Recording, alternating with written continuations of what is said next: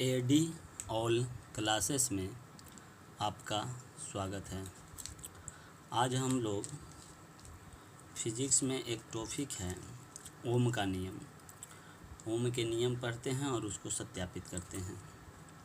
ओम का नियम कहता क्या है? ओम के नियम कहता है कि किसी नियत ताप पर, यदि ताप नियत हो, नियत का मतलब बदले नहीं, नियत ताप पर किसी चालक तार में प्रवाहित होने वाली विद्युत धारा तार के, उस चालक तार के दोनों सिरों पर उत्पन्न विभवांतर के समानुपाती होते हैं। विभवांतर मतलब विभव का अंतर। जब चालक तारे हैं, कोई डर मान के चलिए ये तार है, चालक तार, तो इससे अगर विद्युत धारा प्रवाहित हो रही है, विद्युत धारा इसमें प्रवाहित हो रही है, तो यहाँ पर इस पे कुछ विभव होगा और इसका विभव होगा। दोनों के बीच का जो अंतर होगा वह विभवांतर होगा और वह किसके समानुपाती होगा? इसके धारा के, इसमें प्रवाहित होने वाली विद्युत धारा के समानुपाती होते हैं। अर्थात ओम के नियम के अनुसार, ओम के नियम के अनुसार होता क्या है?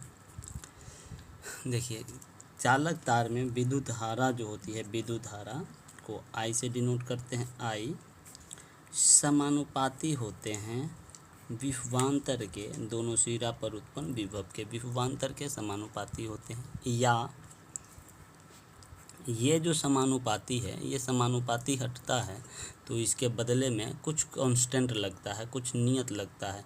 तो या I बराबर हो जाएगा 1/r, 1/r I इंटू ये है V तो है, या ये देखिए होता क्या है, I बराबर V/r, ये हो गया। या इसको और ये चेंज कर सकते हैं, क्रॉस मल्टीप्लिकेशन कीजिएगा, क्रॉस मल्टीप्लिकेशन, तो V बराबर क्या आ जाएगा? V बराबर आ जाएगा IR या RI। V बराबर RI लिखिए, अच्छा लगेगा। V बराबर IR, जहाँ V क्या है? जहाँ V है वोल्ट मीटर, विभवांतर को मापने वाला यंत्र है वोल्ट मीटर।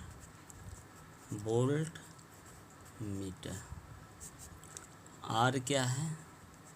एक प्रतिरोध है, R प्रतिरोध है, प्रतिरोध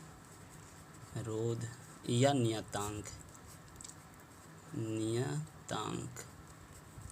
जो कभी भी नहीं बदलता है। R एक अचर है जो कभी भी नहीं बदलता है। V बदल सकता है, I बदल सकता है, लेकिन R का मान नियत होता है। और I क्या है? I है विद्युत धारा, विद्युत धारा। ये आपका कंप्लीट ओम्स लॉ हो गया, ओम्स का नियम। इतना मतलब लिखना होगा। ओम के नियम को अगर पूछे तो 2 नंबर में पूछे तो कुछ इस प्रकार से, अगर उसको सत्यापन करना हो कि इसको सत्यापित करने के लिए, तो सत्यापित करने के लिए पूछा जाता है तो आप उसे सत्यापित भी कर सकते हैं। देखिए, सत्यापित करने के लिए उसे कौन सी यंत्र की लगेगी, ये हम देखते हैं आगे। ये ओम के नियम का सत्यापन बंद करने के लिए पहले एक हमें विद्युत परिपथ बनाना होगा। विद्युत परिपथ एक ऐसा सर्किट होता है जिससे विद्युत पूरी एक राउंड लगा सके, चक्कर लगा सके। तो विद्युत परिपथ बनाने के लिए हमको क्या चाहिए? एक चालक तार चाहिए, बैटरी चाहिए, एमीटर चाहिए, वोल्ट मीटर चाहिए और एक स्विच चाहिए। ये हो गया, एक कंप्लीट विद्युत परिपथ चाहिए। तो ओम के नियम को सत्यापित करने के लिए हमें किन किन यंत्रों की आवश्यकता है? तो यंत्रों की आवश्यकता है, एक में लीजिएगा आप सेल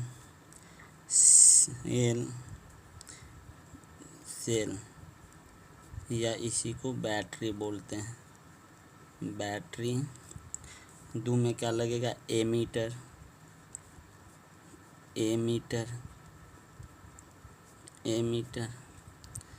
3 में क्या है? Volt meter. एमीटर को कैपिटल ए से सूचित करते हैं वोल्ट मीटर। वोल्ट मीटर भी, और वोल्ट मीटर भी हो गया, एक स्विच हो गया, चौथा में स्विच, और पांचवा में एक नाइक्रोम के तार भी ले लीजिए, नाइक्रोम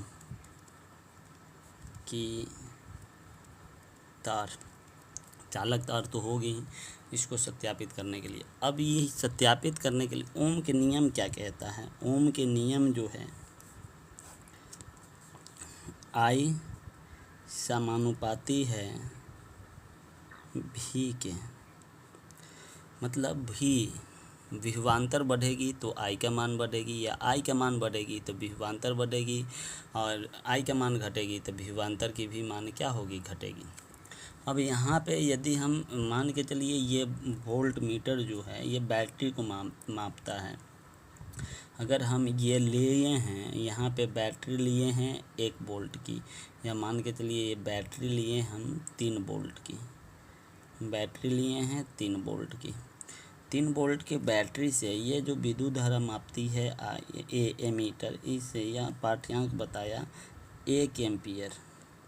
3 वोल्ट की बैटरी से 1 एम्पियर की विद्युत धारा क्या हो रही है? प्रवाहित होती है। यदि एगो बैटरी, हम इसी में 2 बैटरी जोड़ दें, जैसे ये बैटरी है तो थोड़ा सा इसमें अगर हम बैटरी की संख्या को बढ़ाएं, देखिएगा बैटरी की संख्या को यदि हम बढ़ाएं कुछ इस प्रकार से, ये प्लस होता है, छोटका वाला माइनस से दर्शाते हैं। बैटरी की संख्या की यदि बढ़ी तो एक बैटरी से 3 वोल्ट के एक और बैटरी जोड़े तो प्लस में यहाँ 6 वोल्ट हो गया बैटरी। तो धारा जब 3 वोल्ट की बैटरी से 1 एम्पियर धारा प्रवाहित होती थी, तो यहाँ पर 1 एम्पियर और हो जाएगा, तो 2 एम्पियर की धारा क्या होगी? प्रवाहित होगी। और इसके लिए हम एक ग्राफ खींचेंगे। ये सत्यापन के लिए जो है यहाँ पे हम ये जो होता है x अक्ष, ये x डैश, ये होता है y अक्ष, और ये y डैश, ये मूल बिंदु होती है। यहाँ पे x अक्ष पे हम वोल्ट मीटर के जो पाठ्यांक है, वोल्ट मीटर के पाठ्यांक को दर्शा दिए, और a पर जो है इस पर I के पाठ्यांक को दर्शा दिए। I मतलब कि जो एम्पीयर मापता है उसकी हम यहाँ पे दर्शा दिए। तो यहाँ पे देखें एक बैटरी जो थी, एक बैटरी से 1 एम्पियर, तो बैटरी कितना वोल्ट की थी? 3 वोल्ट की बैटरी से 1 एम्पियर धारा प्रवाहित होती थी। तो 6 वोल्ट की बैटरी से कितना एम्पियर धारा? 2 एम्पियर। 9 वोल्ट की बैटरी से 3 एम्पियर प्रवाहित होगी, और इसी प्रकार 12 ओम की बैटरी से 4 एम्पियर की धारा प्रवाहित होगी। अगर हम इसका ग्राफ खींचे तो ग्राफ इसका क्या होगा? यहाँ इसके सामने ये प्राप्त होगी ग्राफ। थोड़ा सा इसके ग्राफ आलेख विधि द्वारा हम दर्शाते हैं। ग्राफ की खोपी में ये सीधी सी रेखा प्राप्त होती है। देखिए कुछ इस प्रकार से। अब ये बिंदु हो गई 3 1 की, 1 ही क्या ही बराबर इतना, और हम इसको क्या करते हैं? मिला देते हैं एक सीधी रेखा से।